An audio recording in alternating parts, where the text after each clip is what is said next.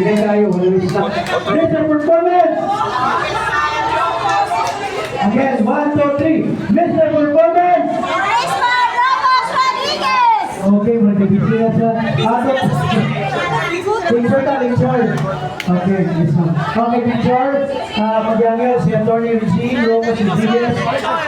And City Council President, Kapitan Ogsenar, and DPWH, Sir Gisonda.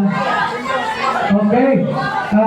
Ato sa tagaan of way makalingkod si silang congressman para magpa-picture ta.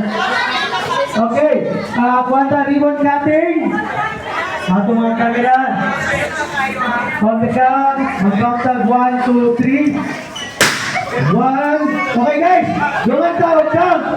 1, 2, 3. Yay! Papak! Okay, congratulations, BFP Lapasan Sub-Fire Station para sa groundbreaking sa rehabilitation sa multi-purpose building na doon ay appropriation na 3 million. Masalamat, Congressman Ramos Rodriguez, Atty. Regine Rodriguez,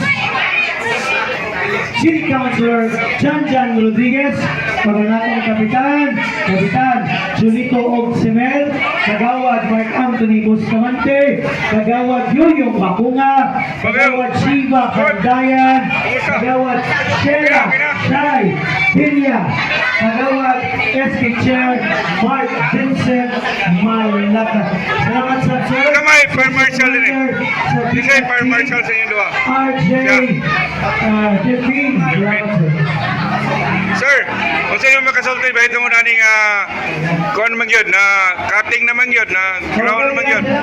Kung sa inyo may kasulti, Sir Delpin. Ito lang ko sa atong Congressman Robert Mga Rodriguez. kaisunan. Inubanan sa Barangay Council sa Lapasan sa pag-rehabilitate sa atong BP building dito sa Lapasan. And of course, this is Jack Bakunga. Si Fire Marshal Delpin ba? Sa Lapasan. Si Audrey Rich Delpin sa Lapasan Fire Station. Kantaw